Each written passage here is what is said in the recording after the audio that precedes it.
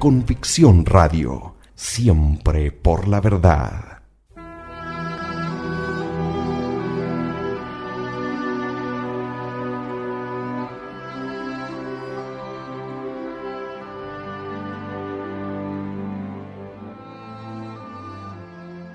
Demostración de la divinidad de Jesucristo y de la religión cristiana.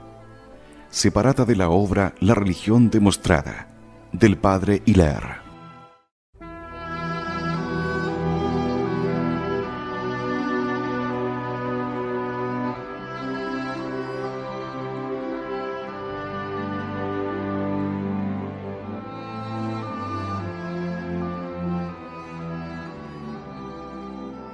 Testimonio de los paganos.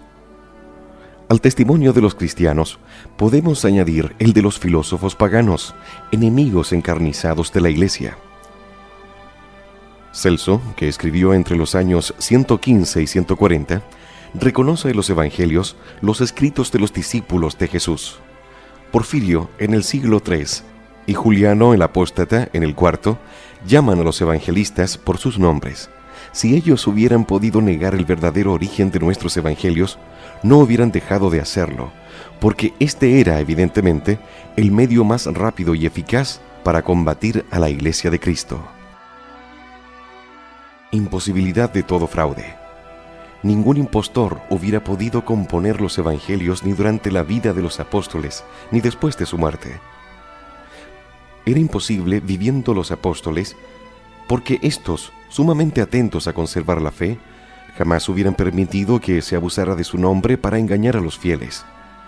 Era imposible después de la muerte de los apóstoles, porque los cristianos no hubieran recibido los evangelios y habrían protestado contra los impostores, como lo hicieron contra los evangelios apócrifos desde el momento de su aparición. Si nuestros 4 evangelios han sido los únicos aceptados, es porque son los únicos auténticos. Los falsos evangelios son remedos y por lo mismo deponen en favor de los verdaderos, como la moneda falsa atestigua la existencia de la verdadera.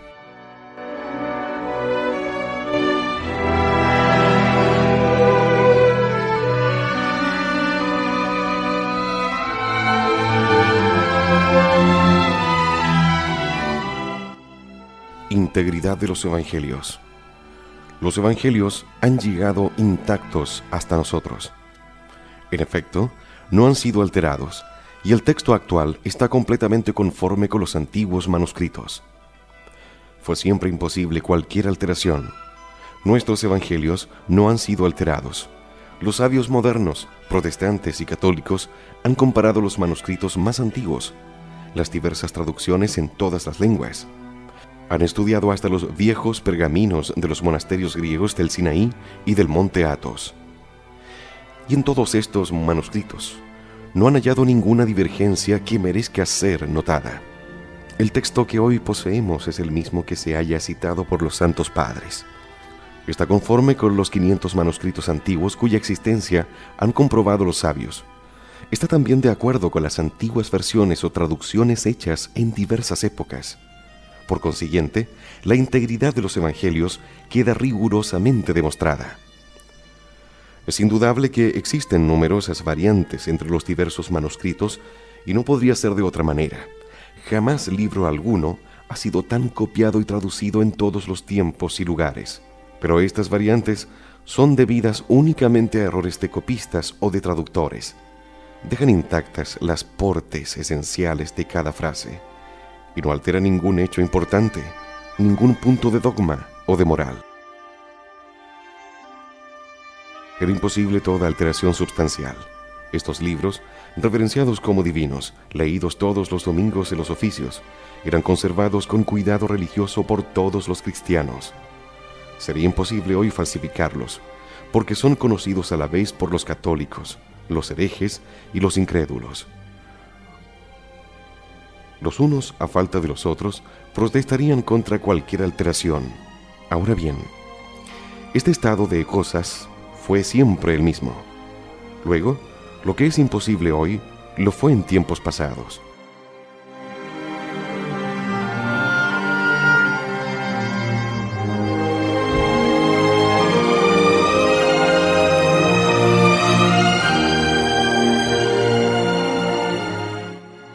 veracidad de los evangelios. Los autores del evangelio son verídicos.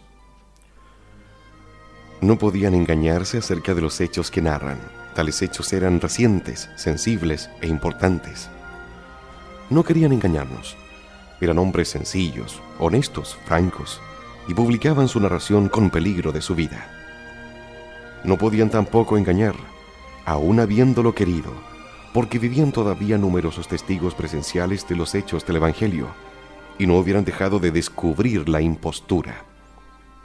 Por otra parte, los judíos tenían sumo interés en poder demostrar que los evangelistas mentían. No podían engañarse, porque no narraban sino lo que habían visto o recibido de boca de castigos oculares dignos de fe. Se trataba de hechos recientes, sensibles, materialistas, realizados a la luz del sol, en presencia de una multitud de testigos, a veces hostiles. Esos hechos eran de una importancia capital para la religión del pueblo judío. Finalmente, eran frecuentemente maravillosos y por lo mismo de tal naturaleza que debían llamar la atención. Creemos que nadie se atreverá a afirmar que todos los evangelistas eran ciegos, sordos o ilusos. En este caso, habría que afirmar lo mismo de una multitud de otros testigos contemporáneos, aún de entre los enemigos de Jesús, que admitieron sin protesta las narraciones evangélicas.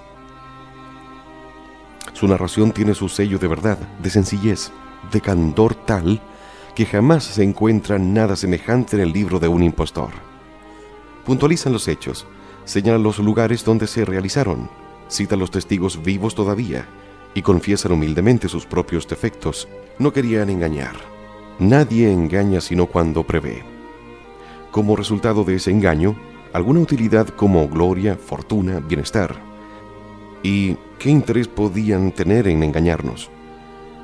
Tan lejos estaban de poder esperar algún provecho de su fraude, no menos perjudicial para los judíos que para los gentiles, que solo debían esperar, de parte de los hombres, el desprecio, la persecución, la muerte, y de parte de Dios, los castigos reservados a los impostores sacrílegos.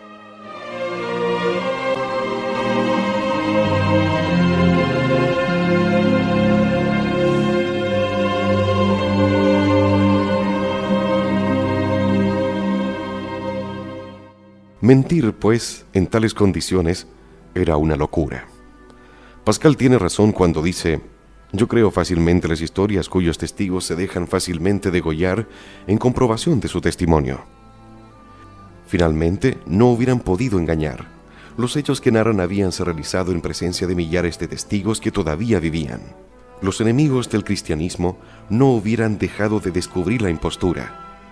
Los judíos incrédulos, los jefes de la sinagoga, hicieron todo lo posible para ahogar la religión nueva, imponiendo el silencio a los apóstoles, pero se confesaron impotentes para negar los hechos del Evangelio.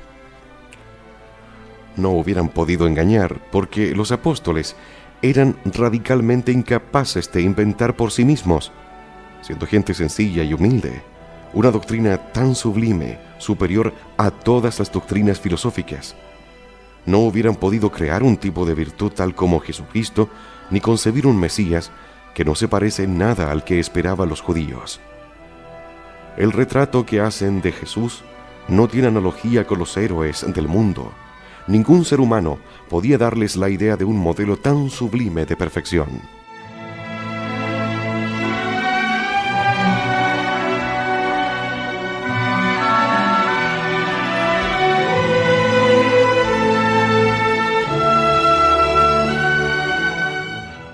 Son, pues, los Evangelios el libro histórico más autorizado, el más íntegro, el más verídico de todos los libros.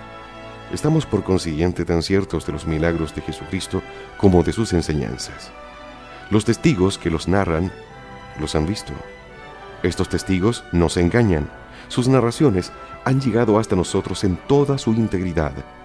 Como dice el impío Rousseau, el recusar el testimonio de un libro escrito por testigos que nunca ha cesado de darles a conocer en toda la tierra, y por el cual han muerto más mártires que letras tienen sus páginas. Si los hechos del Evangelio no fueran verdaderos, el cristianismo nunca se hubiera podido establecer y conservar en la tierra. Vamos a terminar esta cuestión citando una página muy conocida que la evidencia de la divinidad de los evangelios arrancó al mismo Rousseau.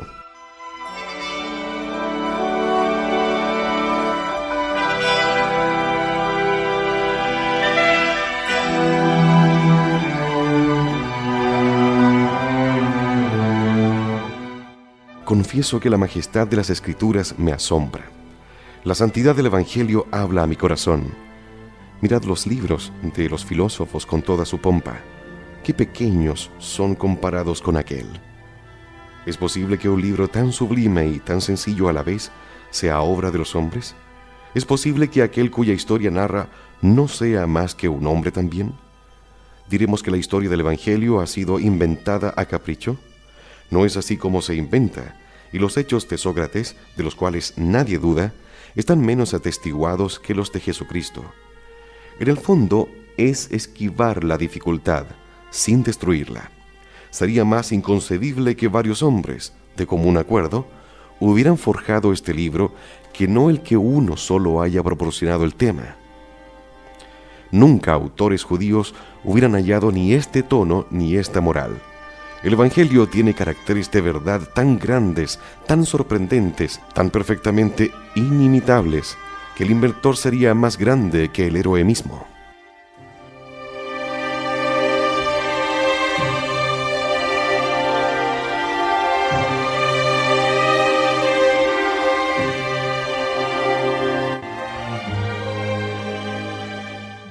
La religión cristiana ¿difiere mucho de la religión primitiva y de la religión mosaica? No difiere de ellas en su esencia, puesto que tiene los mismos dogmas, la misma moral y el mismo culto esenciales. Estas tres religiones tienen el mismo autor, Dios, el mismo fin sobrenatural para el hombre, el cielo, los mismos medios para llegar a él, la gracia. Las tres reposan sobre el mismo Redentor, esperado o llegado.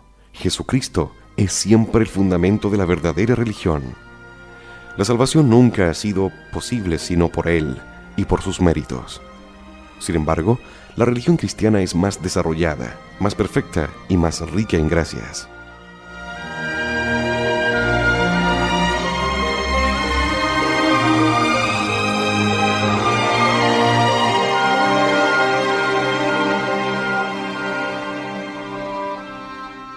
Así como el sol se anuncia con la aurora, descubre su luz cuando se levanta y brilla en todo su esplendor al mediodía, así la religión revelada se desenvuelve por grados.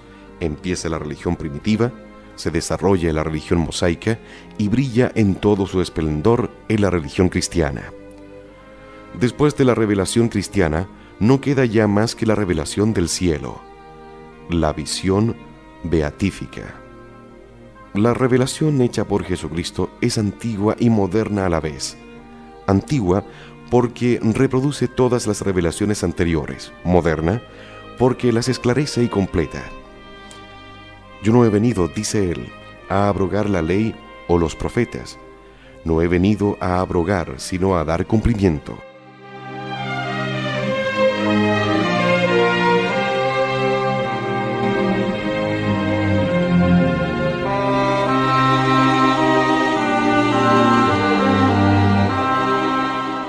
Estas tres revelaciones o religiones, primitiva, mosaica y cristiana, no son sino los diversos estados de una sola y misma religión, desarrollada por Dios en la sucesión de los siglos y que recibe su perfección por Jesucristo. Semejante al hombre a quien se dirige, la religión revelada ha tenido diversas edades. Su infancia desde Adán hasta Moisés, su adolescencia desde Moisés hasta Jesucristo, su edad perfecta desde Jesucristo hasta el fin del mundo, pero no por eso ha dejado de ser la misma, así como el hombre, pasando por las diversas edades de la vida, no deja de ser la misma persona. Y a la verdad, las tres religiones tienen el mismo origen, las tres vienen de Dios, el mismo fin y los mismos medios, puesto que el objeto de todas ellas es conducir al hombre al cielo mediante la gracia. Los dogmas, aunque revelados progresivamente, se encuentran, por lo menos en germen, en las tres religiones. Así el misterio de la encarnación es anunciado por los profetas, que llaman al Mesías, ora hijo de David, ora hijo de Dios, Emmanuel, es decir, Dios con nosotros.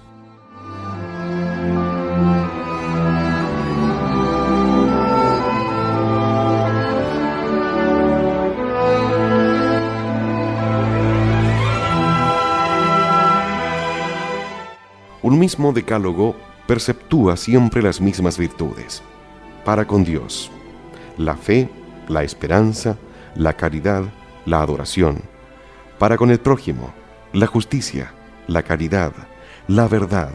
Para con nosotros mismos, la humildad, la castidad, el desinterés.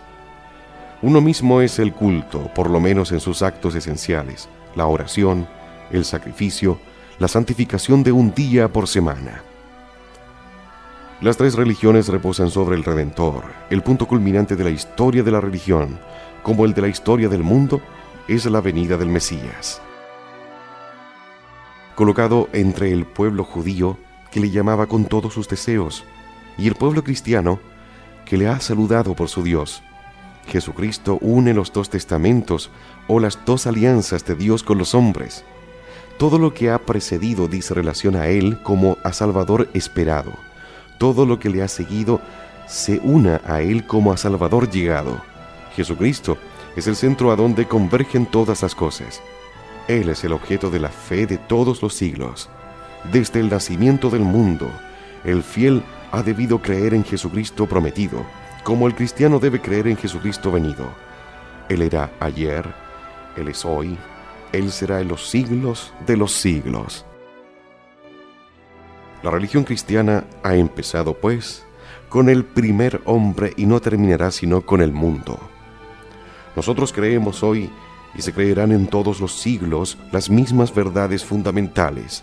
Nosotros observamos los mismos preceptos que nuestros primeros padres, los patriarcas y los profetas. Así la religión, después de la caída del hombre, ha sido siempre una e idéntica en su autor, en su mediador, en su dogma, en su moral, en su culto. Luego nunca ha habido más que una sola verdadera religión, la religión cristiana. Ella se remonta a los primeros días del mundo y perdurará hasta el fin de los siglos. Semejante a un árbol magnífico, plantado en el principio de los tiempos por la mano de Dios mismo, ella ha desarrollado poco a poco su robusto tronco, ha extendido sus ramas protectoras, alimentado con sus frutos saludables y cubriendo con su follaje inmortal todas las generaciones que han pasado, pasan y pasarán sobre la tierra.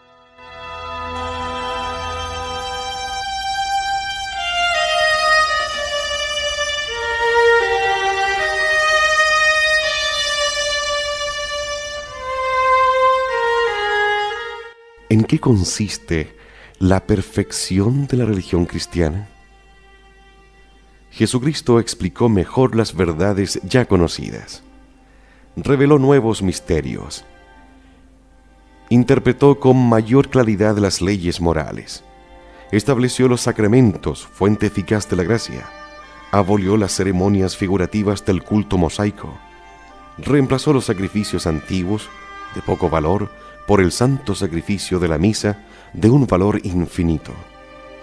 Reunió a los que practican su religión en sociedad visible, con una autoridad infaltable para instruir a los hombres, gobernarlos y administrarles los sacramentos. Hizo obligatoria para todo el género humano la religión cristiana. Jesucristo perfeccionó el dogma. Derramó abundantísima luz sobre las verdades ya reveladas, como la unidad y las perfecciones de Dios, la espiritualidad, libertad e inmortalidad del alma, las recompensas y los castigos de la vida futura. Nos reveló claramente los grandes misterios de la Trinidad, de la encarnación y de la redención, que nos hacen entrever la naturaleza íntima de Dios y nos muestran el amor infinito del Creador para con el hombre, su criatura. Jesucristo perfeccionó la moral. Promulgó con mayor claridad el Decálogo, que redujo a los dos grandes preceptos del amor a Dios sobre todas las cosas y del amor al prójimo como a nosotros mismos por amor a Dios. Impuso a los hombres como deber riguroso el observar las leyes de la penitencia y emplear los medios por él establecidos para conferirles la gracia, es decir, el deber de recibir los sacramentos que dan, conservan o restituyen la vida sobrenatural. Nos mostró la fuente de todas las virtudes en el espíritu de sacrificio. Si alguien quiere, nos dice, seguirme al cielo, niéguese a sí mismo, tome su cruz y sígame. Sin renunciar a sí mismo, es imposible amar a Dios y al prójimo.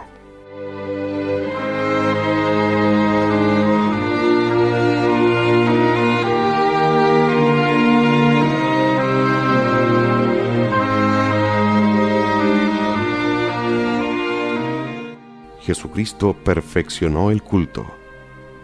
Reemplazó los ritos simbólicos de la antigua ley por signos eficaces, los sacramentos que obran por sí mismos y confieren la gracia a todos los cristianos bien dispuestos. Instituyó el sacrificio de la misa, de un valor infinito, porque es la reproducción incruenta del gran sacrificio del Calvario. Por la misa podemos rendir a Dios todos nuestros homenajes de adoración, de acción de gracias, de expiación y de oración. Estableció un nuevo sacerdocio, que no está limitado a los miembros de una sola tribu, como en la religión mosaica, sino que ha sido confiado con poderes maravillosos a todos aquellos que responden a la vocación de Dios. Por último, nos dio una fórmula de oración, el Padre Nuestro, resumen de todo lo que debemos desear y pedir a Dios. Jesucristo aseguró la conservación de la religión cristiana. Instituyó una sociedad, la Iglesia, con una autoridad infalible que tiene una jurisdicción más extendida, más manifiesta, más firme que la sinagoga judía. Esta autoridad reside en el soberano pontífice, sucesor de San Pedro, designado por Jesucristo como jefe de la Iglesia, y los obispos, sucesores de los apóstoles. Jesucristo hizo obligatoria para todos los hombres la religión cristiana. Jesús dijo a los apóstoles: «Id, enseñan a todas las naciones, predicad el Evangelio a toda criatura. Aquel que creyere y fuere bautizado se salvará. Aquel que no creyere será condenado.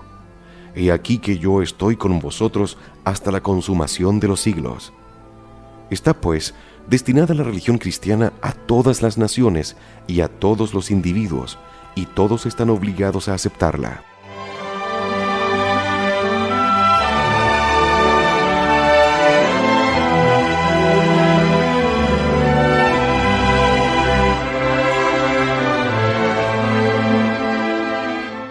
¿Qué cosas comprende la religión cristiana? La religión cristiana comprende las verdades que debemos creer, los deberes que debemos practicar, los medios que debemos emplear para glorificar a Dios y santificarnos. Las verdades que debemos creer están contenidas en compendio en el símbolo de los apóstoles. Los deberes que debemos practicar están expuestos en los mandamientos de Dios y de la Iglesia. Los medios establecidos para glorificar a Dios son el santo sacrificio de la misa, la santificación del domingo y de los días festivos. Los medios de santificarnos son los sacramentos y la oración, que nos dan la gracia necesaria para la salvación. Tal es, en resumen, la doctrina cristiana, la doctrina de Jesucristo, que los apóstoles han predicado y que la Iglesia nos enseña. Más adelante explicaremos de una manera más completa estas diversas partes de la religión cristiana. Por el momento, bástanos recordar las principales verdades que debemos creer acerca de nuestro Señor Jesucristo si queremos de veras ser sus discípulos. Creencias de los cristianos. Nosotros, los cristianos, creemos que Dios Creador ha levantado en su misericordia la humanidad caída y perdida por el pecado del primer hombre. Creemos que para esto ha enviado a la tierra al Mesías, prometido a los patriarcas y anunciado por los profetas. Este Salvador nos ha enseñado lo que debemos creer y lo que debemos hacer para agradar a Dios. Creemos que este Redentor es el Hijo de Dios, la segunda persona de la Santísima Trinidad, que tomó la naturaleza humana para unirla a su persona divina, y después de su encarnación se llamó Jesucristo. Creemos que el Hijo de Dios, hecho hombre, o el hombre Dios, ha satisfecho por el pecado de Adán y por nuestros pecados personales a la justicia divina. de tal suerte que, aplicándonos sus méritos en determinadas condiciones, somos elevados nuevamente al estado sobrenatural y somos hechos hijos adoptivos de Dios y herederos del cielo. Creemos que Jesucristo ha instituido una sociedad religiosa, que Él llama Iglesia, para continuar su obra y asegurar la salvación a los hombres que profesaren su doctrina, obedecieren sus leyes y recibieren sus sacramentos. Creemos que, entre todas las sociedades que pretenden ser las iglesias de Jesucristo, la Iglesia católica, apostólica y romana es la única verdadera iglesia por Él fundada. Creemos que Jesucristo ha establecido la Iglesia católica una autoridad infalible, un tribunal supremo que tiene por misión enseñar, propagar y hacer practicar la religión cristiana. Esta autoridad es ejercida por el soberano pontífice, sucesor de San Pedro, y por el cuerpo de los obispos unidos al Papa.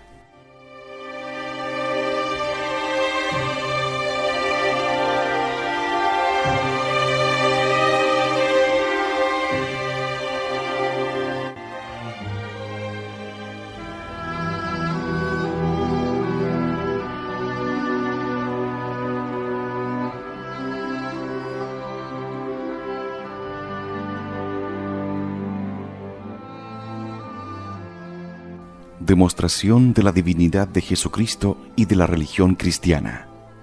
Separada de la obra La religión demostrada, del Padre Hilaire. Convicción Radio, siempre por la verdad.